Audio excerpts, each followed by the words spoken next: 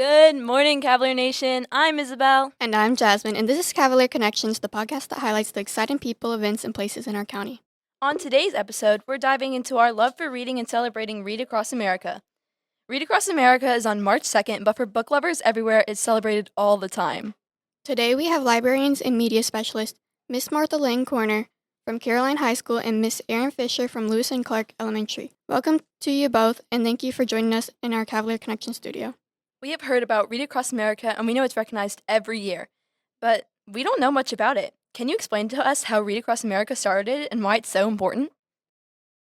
So, Read Across America was a program that was created by the National Education Association. And so you have this group of educators who love to educate, and reading is so fundamental. And no matter what it is that you want to learn about or what your passion is in school, if you love history or you love science, reading is the cornerstone of all of it. So these educators come together, they create this program to bring awareness, of course, to the importance of reading and the love of reading, the joy of it. And that's kind of how it all began. 1997, Read Across America was started. And they tag teamed with Dr. Seuss and his foundation, because if you think about it, you think of children's literature. Who do you think of? The people that were creating this program were the adults in the situation. And we're tapping into our childhood and the things that we remember and the books that we loved to read when we were little. And that's Dr. Seuss. Like, he really is kind of the beginning of it all for a lot of people. And so he's widely recognized across the country, across the world. And they actually wound up signing a contract with the Dr. Seuss Foundation. And it was 20 years long. And that's kind of how it started. And that's how Dr. Seuss got involved in it. And then it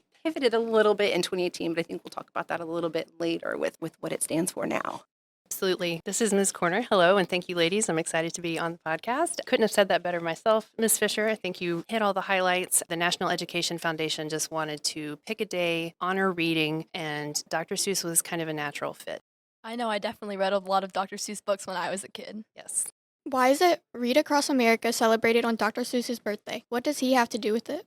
So I think when they were trying to find a day to celebrate reading, he was just an obvious choice. He's one of the most popular American authors. He appeals to children, but also, if you remember being read to when you were young, adults love to read Dr. Seuss. He's funny. He has real just appeal to a wide range of ages. And especially when we're emphasizing learning to read, they wanted to pick an author that appealed to younger children. Of course, in the high school, we don't read Dr. Seuss as much. So when it comes to celebrating Read Across America, we do a few different things. But I know Mrs. Fisher probably does some Seuss-related activities at the elementary level. We do indeed. On the closest school day to March 2nd, this year it's March 3rd, we have an entire day dedicated to Dr. Seuss, to the Cat in the Hat, to Lorax, like all of the characters that kids connect with. We do a dress up and we do story times. We usually have high school students even come to the school and read aloud to the younger students, which is awesome. And think about, we have an entire day of our school year dedicated to dressing up like Dr. Seuss. And what Read Across America did, just by partnering with him to bring that awareness and make it a big thing. So Dr. Seuss, of course, we all knew who he was, but now it's like,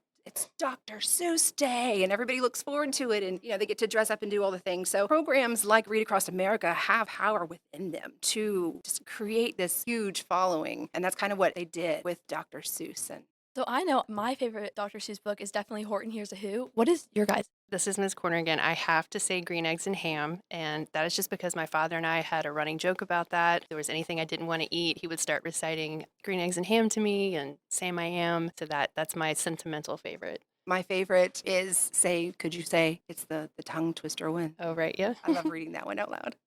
So we read that the theme for Read Across America for 2025 is Celebrate a Nation of Diverse Readers with Story, Sound, and Song. Do you know why this theme was picked? Is there a certain type of book we should be reading to meet this theme? Well, first of all, congratulations on finding the theme. It was actually a little bit tough for me to find it, so you guys really did your research. Fantastic. I believe that the theme was picked partially as a bit of a corrective to so many years maybe honoring just one author. They wanted to make sure that others hit the spotlight. And then also a bit of an acknowledgement that Dr. Seuss made some maybe poor choices in earlier illustrations of some people of color. So they wanted to change it up and make sure we were honoring diverse authors. There's a concept I love, and Ms. Fisher, I'm sure you've heard of this. It's the concept of windows, mirrors, and sliding glass doors. And so the idea, and this was created by Dr. Bishop from Ohio State, but the idea is that you need books where readers can look out, like in a window, to see other people, people who aren't like them, books that are like mirrors, so you can look and see yourself reflected in the book. And then sliding glass doors, just a way to sort of step inside another world. I have some of those that I brought with me today to talk about. I have Exciting. my own windows, mirrors, and doors. Wonderful. I think the theme, again, is just looking for a way to make sure that readers are seeing themselves in books, no matter what. Yeah, music is something that everybody can connect to. Also, yes, music. Speaking of music, one of my favorite authors, Kwame Alexander, he wrote a book called The Crossover, and a lot of us might know that because it also turned into a show on the Netflix. It's about two brothers. They play basketball. They're in middle school, but it's written in verse because Kwame is a poet. I love him. But he actually, for Read Across America, is going to be reading aloud his book, and they are going to be pairing it with a jazz-infused reading, all the music behind it. Oh, wow. It starts on March 3rd and to the 7th at 8 o'clock every morning. So teachers, if you're listening, Oh, you need to, fantastic. sign in. Find it on Read Across America, the website. Me and Jazz in 7th grade, we read The Crossover. And just this school year, I actually read Solo. And he definitely incorporated a lot of music into it. And it was really good. He's amazing. What are some of the activities you are doing in your libraries to celebrate this event? Ms. Fisher, you want to jump off on this one? All right. Read Across America month at Lewis and Clark Elementary is huge. We go all month long. We start off, of course, the book fair. Who doesn't love a book fair? And then on the first day, the first Monday, we dress up like Dr. Seuss. We also are doing One Book, One School. And this year, we're going to be reading the book Bob by Wendy Mass. Maybe you guys read that when you were younger. We share out some author read-alouds that we get through Scholastic on Story Voice Live. Every Friday, authors come and they are online and they read their books. We are doing a squirrels promotion. So if you read 8 books, you get a free ticket to a Flying Squirrels game. Like, there's a lot. I'm telling you, we do a lot. It's huge. We love reading at Lewis and Clark. And the last thing that we're working on this year is a masked reader event Ooh. during our library encore using inflatable costumes and a voice-changing microphone. And hopefully it comes together and it's super fun. That's amazing. I wish we were able to do some of those things at the high school level. I feel like, especially the dressing up and that sort of thing. But we do have a couple things planned. If you guys don't mind, I'd love to tell you what we're going to be doing at Caroline High. So one of the things I'm working on right now is taking pictures of some of the teachers with their favorite books. And then I'm turning those into read posters. And so I'm going to hang those up, and hopefully that's going to strike up some conversations. There's nothing better than seeing, ooh, what are you reading? And what's your favorite teacher reading? And I had no idea you love science fiction and that sort of thing. So we're hoping to create some connections that way. And then also I have put together some information that I believe Dr. Connolly is going to push out in an email that are just ways for parents to encourage high schoolers to read. Because you guys have a lot going on. You're being pulled in so many different directions, but reading is super fundamental to whatever it is you're going to be doing after you move on from here. So we want to keep encouraging you to read. Yeah, I've always heard that a book a day keeps reality away. I love it. It's good for mental health too. What kind of costumes do you have? Do you have a T-Rex in it? Yes, there's a T-Rex. And there's a mushroom, and there's a jellyfish, and an Right. Ursula, and there was a whole bunch of fun stuff. So I know y'all mentioned you guys dress up like Dr. Seuss. How exactly do we dress up like Dr. Seuss? Well, it could be something as simple as a white T-shirt with some red stripes on it for the Cat in the Hat's hat. You could be the Lorax and just wear all orange, Be thing 1 and thing 2. Yes, we've had some of those. There's the Grinch, whatever your favorite character is. So a lot of people just don't like to read. There are just so many other things that take up their time, like streaming videos and playing video games. A book seems so yesterday. Why are books still relevant today? Why does someone put down their phone and pick up an actual book? Well, I would like to know why we can't play video games and stream and read. Like, we can do them all. I That do is them true. all. So it's all in balance, I guess. Reading to me, like I said, it's important. It's my mental health. I love a story. I love TV. I love to sit down and binge watch some good Netflix, Same. And those stories, okay, guilty pleasure, but I could finish a whole series in a weekend if I really put forth the effort to do so. But a book, I could take a book and it could last me a month. So the same thrill that you get from a story or the same engagement that you get with the characters, a book helps you to just put it in your pocket. When you want to digest what you're hearing or what you're taking in and you just need a minute to process, you just put it down. And then you can pick it back up when you're ready and just dive right back in. The worlds last longer, the epic world building, because I'm a fantasy girl, the epic world building, it's just so much bigger, and the book is always better to me. The book is always better. Absolutely. I definitely think that TV is wonderful, and I am guilty also of doing some scrolling on my phone, but being able to pick up a book and connect with the characters and imagine that world in my mind just gives me something that I don't get from any other art form. And I know I've read some science about it, but your brain, when you're reading, works differently than when you're just passively taking in other forms of media. So that's valuable to me. I remember that and try to impress that upon my kids, hey, this is really good for you, and aside from just being fun. But then also, I just love the stories. I cannot imagine my life without the stories and books. 100%. Yep. And can we talk about audiobooks? Oh, And how please, let's audiobooks do. are real. They're reading. They're books. They are reading. You're using, again, to bring up the brain, when you listen to an audiobook, the same parts of the brain light up as when you're decoding the visual written text. Absolutely. Yep. I read an article recently that says that when we listen to an audiobook, it's the only time that we actually take in the full English language the way that it's supposed to be. Like when we read with our eyes, we'll skip over certain words that we already know. Yes. But an audiobook gives you the language and the story in the way it was intended to be written. Absolutely. And if you find yourself not wanting to read, I would highly recommend listening to stories. We love to listen to our friends talk to us. We love to have a movie on in the background. We love to listen to podcasts. We love to make podcasts. Audiobooks give us that same excitement. And Hello Universe, I'd also like to say the graphic novels are real books too. Yes, full agree. Building on that, I know some people who actually don't imagine the scene when they're reading. I know I imagine the people and what they're doing. Mhm. Y'all imagine what's going on in books when you read them? 100%. And the Mhm. funny thing is, for the longest time when I was growing up, I would always imagine whatever house it was, could have been like a prairie shack or a mansion. It always kind of looked like the house I grew up in. I would add a second floor if I needed to. So, yeah, I've definitely always imagined the books. That's an eye-opening point. What do you tell someone who says, I don't like to read or I don't like books? How do you convince someone to try and read a book? Well, first of all, it's fine because not everyone loves to read initially because we may not be used to reading. We may not be in the habit of reading. But again, all of us love a good story. If our friend is like, oh my gosh, I have something to tell you, you're not going to believe, you're going to lean in. You want to know what it is they have to say. Books can give us that same kind of excitement. It does require some practice. Reading is a practice like anything else. Exercise is a practice. People have spiritual lives that they practice. Relationships require some practice and intent. I say this, the same thing about reading. Pick up a book and maybe just commit, okay, I'm going to read 5 pages or I'm going to read 1 chapter.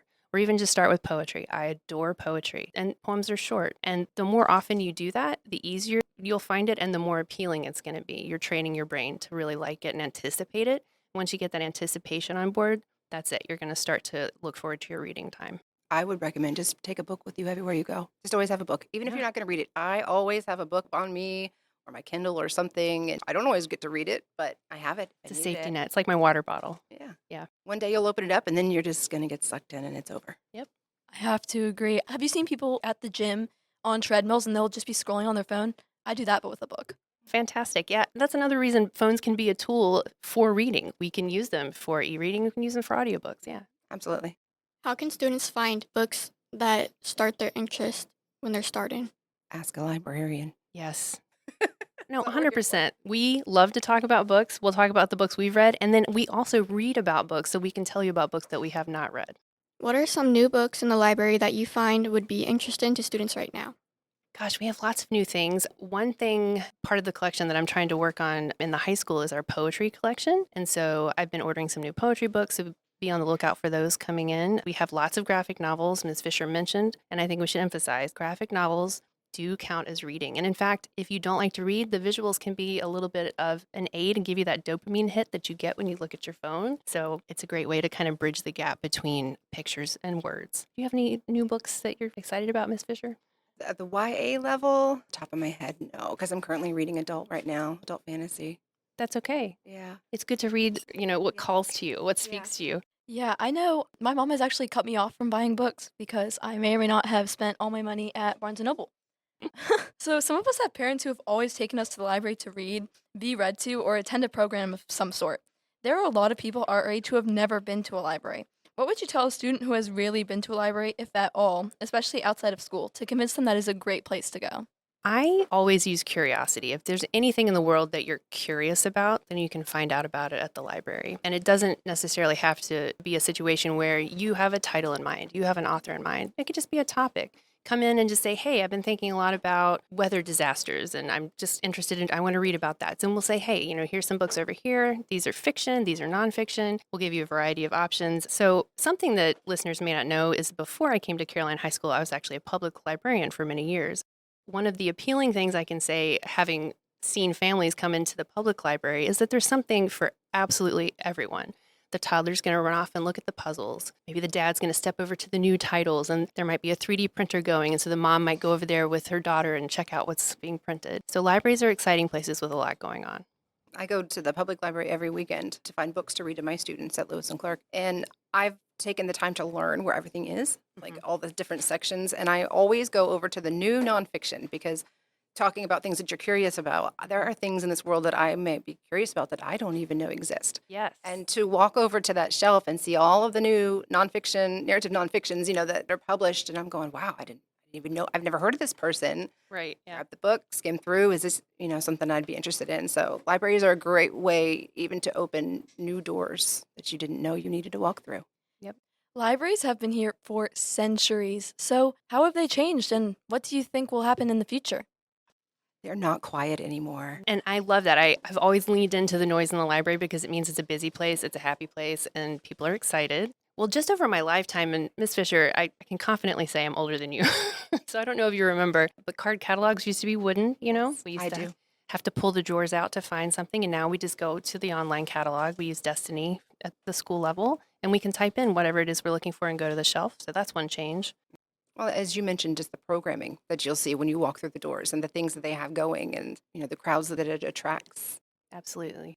It's not as slow. Like a library used to be a quiet, slow place to go, but now it's like it's bustling and booming. You got maker spaces and you've got all these big ideas happening in STEM and Yeah. all those things that 21st century library is. Absolutely. All the different things that you find in the world, you're going to find in the library. And I will say also at the secondary level with schools, libraries have changed a lot because it used to be that the librarian was just kind of the guardian of the collection. It's kind of like a dragon sitting by the hoard. And we're not like that anymore. We work with teachers. We co-teach classes. If there's a topic coming up, then there's a way to infuse research into that. We'll work with the teacher and have the class come in the library. So that's another way things have changed. That's a great way to put it. What are some of your own favorite books? Can you give us a quick book pitch of your favorite titles so they might be our favorite too? You want to jump off of this, Miss Fisher? Okay, so one of my favorite series that I just finished, it's YA. It is dystopian, which means that it's kind of like end of world, and apocalypse, just the normalcy, the world that we're used to is not the way things go anymore. This is the second book. It's called Thunderhead, but it's the Scythe series. Mind blown, like the twists, the turns, the bringing you in with it. Talk about it. It's a different world, completely different world. So the Scythe series by Neil Schusterman, one of my all-time favorites. Another one, I got a couple, sorry.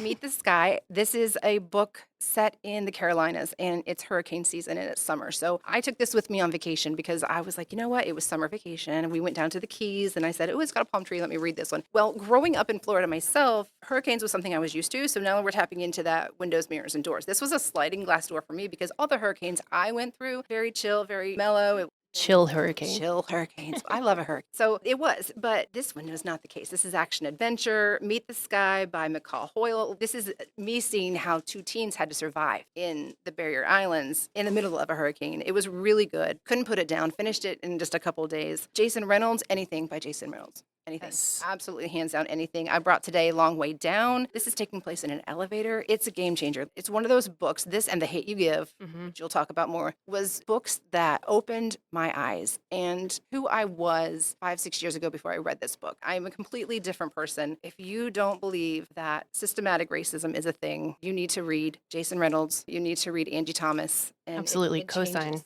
Yep, it changes things. And the last one I want to mention is We Are Okay. So I read this book and I was very much not okay.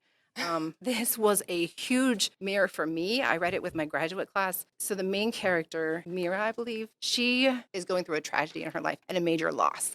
And at the time that I was reading this, I was also going through some personal things that were very heavy with my family. And I can remember sitting in my graduate class and discussing this book because we did like this book talk with it. And I just broke down in tears.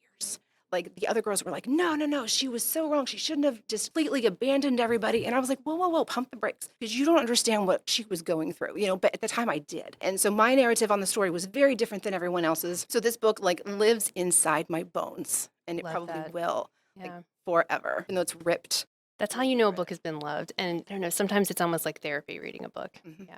I have a couple titles to talk about too. One of the recent series that's come out that I have really enjoyed is The Inheritance Games by Jennifer Lynn Barnes. And I read the first one, and that is about Avery Graham. So she's a high school student, and she's about to graduate and doesn't have much going for her. She kind of just wants to survive the last bit of school and get out there. And then suddenly, this strange billionaire dies and leaves her his fortune, and she has no idea why. So she has to figure out what's going on. One of the conditions is that she has to live in this mansion with his family, and his family hates her because she's gotten all the money. So she is wandering through this mansion, discovering puzzles and riddles and trying to understand why she's been gifted this treasure. So that's one. And then, yes, The Hate You Give. I brought that in because that is the most popular book in Caroline High School this year. It's circulated more than anything. We actually have it in Spanish. We have lots of books in Spanish. So I would like to give a small plug there for our world language collection. So The Hate You Give is such an exciting story because it involves Star Carter, and she's a teenager who's kind of caught between two worlds. She's caught between her neighborhood where her friends and family live, and it's a neighborhood that's mostly Black. And then she's also going to this elite, mostly white private school. So she's definitely stuck in the middle. And then while she's trying to navigate all of that, her best friend is actually shot by the police. It has a lot going on, and the characters are some of the most memorable, amazingly written characters that I have ever read. I actually had the opportunity to see the author, Angie Thomas, speak, and it was super powerful. I'm a devotee of hers now. I'll read anything she writes.